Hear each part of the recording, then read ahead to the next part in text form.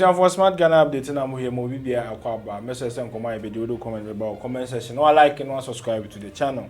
Ura yao bodu ayeboafo we chairman ema National Media Commission wakasa abra no wo East Upper East Bogatanga wo chese no mabi wo honoma na media no eya enu kwan se omo etwa ntro no mabi wo so a eye no kure na omo beka na omo nim se di asembe ba omo nto omo bo no omo situation circumstance no ansana omo aka se mpo eye no kura omo hwe ha wa omo besi aka na enkofa nsem bebre emba eno ho enkomo ne ba bedie na eno enso so yebesa edi nkomo Ura Muntala Mohammed we MP for Tamale Central Northern Region ho ansem a ebedi hu nkomo no Ura Muntala koka ansem bi o Metro TV a o chese special prosecutor Ura kisi eja ben wo se wo hwehwe nkofo nsem mu dia ene ne dan bi a wosi e wo agboba no nanka omo hwehwem because ne dan no wo twam no ohun se military men ne nkofo bi wo ho no ma dan no so ye kama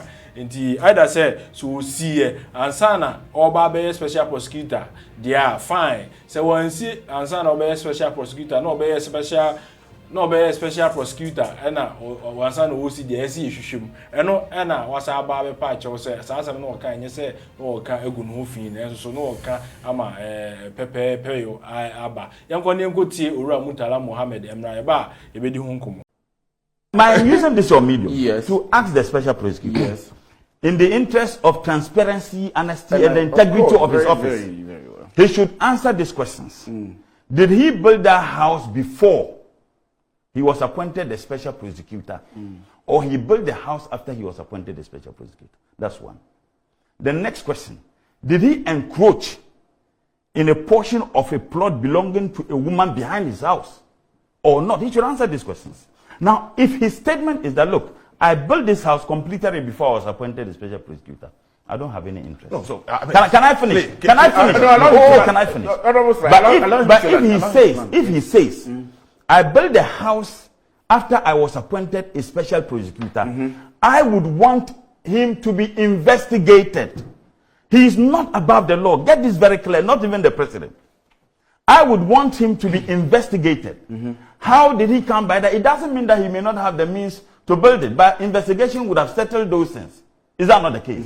Why is it that as a minister of state and a member of parliament, for you to engage in a profit-making business, you need to seek permission? Why is it so? Why is it that as a public office holder, you need to declare your assets?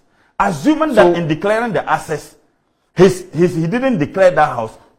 For all you know, the house belongs to someone. I wouldn't know. For all you know, yes. he's renting the house. I wouldn't know. Yes. So all these questions I am asking are legitimate. Yes. So that I can put to rest, and many people can put to rest, that we have someone with integrity to man this office. I was making statement to the fact that I drove around North, I think Agbogba, that's specifically the name, North Legon. And I saw a mansion, a very beautiful mansion. And then there were a lot of police and military officers in that mansion. So I wanted to find out who owns it. And then when I was told it was the residence of the special, prosecutor, and subsequently I had a lot of information that he built the house before he was appointed the special prosecutor, and that he used 7 months to 1 year to build that house. I think that it raises a lot of concerns. So my view, and what I said on your program today, was that I expected him to respond to some of the issues I raised, whether indeed the house belongs to him. It's possible that it could be a rent. And if the house belongs to him, did he build the house before he was appointed the special prosecutor or after?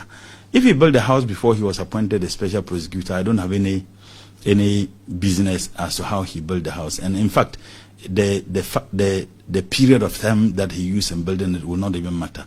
But if the house, was built after he was appointed a special prosecutor, my position was that he needs to be investigated to ascertain how he built that house. And I think for me it's legitimate. But I think after the program, I had a lot of calls, and it appears that he built the house before he was made he appointed the special prosecutor. If the information that at least 2 or 3 people have called me, and people I respect indicating to me that no, he actually built the house before he was made a special prosecutor. If that is a fact, then I would have to apologize unreservedly for him. I never made the statement with, and I said on the program, with any ill motive, but I feel that it is important he clears that. But if it turns out that, you know, he built a house after he was made a special prosecutor, my position will remain that he ought to be investigated. And investigating him can exonerate him or perhaps point out that he might not have, you know, used legitimate means to. But based on the information I've gotten, it is fair that I state again that, you know, it appears that he built a house before he was made the special prosecutor. And if that is the case, I would have to unreservedly apologize to him. I know any of our good about no na go fear Jessica pa eba bedi hunkomo eni nkomo. Chama mama fe free Ura Mutala Muhammad 24 say baby a oseye kodru no osan kodru ho enti ye politicians na abribia no ye ti asem a ana ye hu ade a yen dive into whatever we've heard or seen na yen the exact story no and the exact situation no on grounds na ebebu yesirim abetra baby aka de epe na say kodru mrem ne hu se de kan nya no kra yakase me sorry and I may apologize no there. I think say in 2023 all those things no should stop. So what I say so we twam no hu se dan fefe fesi ho na nti do adwen abu se edan fe a military ni police fo gu animu de ebeye odefo bi dia. What prevented you from going deep into it to know who that beautiful house belongs to? And so wo pasam so aka wan hu da obesie ankanya boni o se obi ekura public office na we na katua won sansam ne ni nkama wonya na ebia waye japade bia pika dan de wo so woye ankanya boni so obe pay hu cause okura public office so what I say then so no se aka MPC omugu parliament woni nyina metumi de mensasi mbu people aka say about 95% of them enyo makatua hu no mudidi because omunyina obu mansion ba ko ne krom ba ko nkran filling stations hotel sika senko na ritua oka Nko senko na ritua senko na ritua oka oyo mampanyin kura what oyo mampanyin kura there are certain things I kasa wo de o mampani wakatua wunya nko na ye adwuma ontumi nsi mansion ba ko okrom ensan nsi mansion ba ko ewo akura ase ensan enmesi bi wo ba bia wo pe ensan nsi filling stations cc hotels all in one man's salary. It's not possible.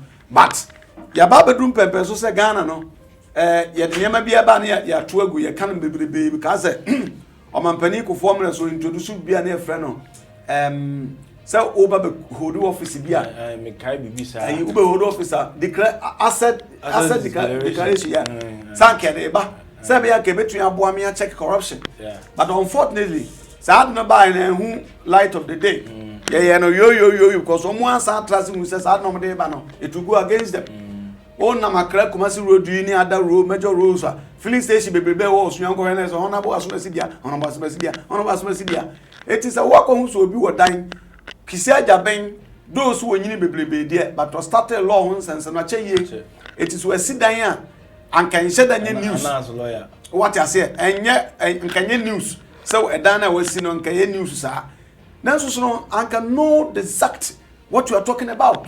Say what about Abaka say Osidana and Sana or by a special prosecutor in Sadia. Why didn't you wait and do all those checks? And Sana was in Mikawa. No cannot or kind of such in Chinonque or see Osidana and Sana or Babe OSP Espinia fine. Fine. And one can say chinchina in you. That be a chinchina. So was one who that be a festival. A person and soldier for going to baby, when you see, yes, I want to call twice or can 2 ways. What's I say? Before, yeah, appointing and will see down there. Of course, that would have been, a right so because you appoint to none and I say, what makes you feel to say, yeah, let's just say, some times I want come on, one cup on the Baboni, or they say, I will say, one who say, or checks, HSA, Usidana and Sano. Sad, the workers is in the Parodon until Baonia kind, what the kind raise suspicion say, or a corrupt, or yes, some corrupt practices be in the investigating. Those say, but I was like a fact right. ansa de aba batuda nti all in all no wanya be patch wa sebe before do nya obinya ka che say we sorry na akata asem nyina so na ama broni anya bonde say sorry na ama broni anya bonde da oku boss sorry but ya na before ne kan yede na memra owura ayeboafo ensam na da tuda no yeah there are certain jokes bi o ha no kore but untun kan bedwom yeah boys di agro kokua ma to bia nsam aye ka no na bi wo ho no mu a ebi e tribal ebi e nipa mu your friends racism and other niama but ebi wa kokua mu na didi agro but untun fa ma bedwom sa asem ya ogina so wo kan I think say it has something to do with the tribal war na war omum patam ho no so atase ebi na obi akasem bia asem kan kan no grepa but as a journalist one also use wa adwene sabe we use adwene edeka eno nyina ka na Ghana for sabe yedifo bebre ohun asem no kora na onya botan hwemu ye no abaka ne dwam na wo gi yin shot no etu ye journalist sa na wo de na koye obi akase bia no kore ba asem no so batu dwa ebe create fire and sasa oka ebi okọ so fra no ntoma because okwakoka no unnim de baba it is okasa nya no kure bia na onka se twantro na emu no asem bi so ho a nya no kure bia sa na okoso che no kure bi akoka edija baba de bia meka na ya je achinye bi madam for no uni ho mabato se sabio be ma foforo na wo yire eda am I the right person to tell you something but so yire no bi da obeka say yes oka waka no kure but oka na wale je ba bible si year say sintudia baba na de nam so ba no onue eti enye no kure bia na wani hu na utumika no kure bia do wani hu a wo de adwene na eka ebi so no a won ka kora let the sleeping dogs like to say masam na mfa na hasam enyi ne homra eti de owura aye boafo ka chom de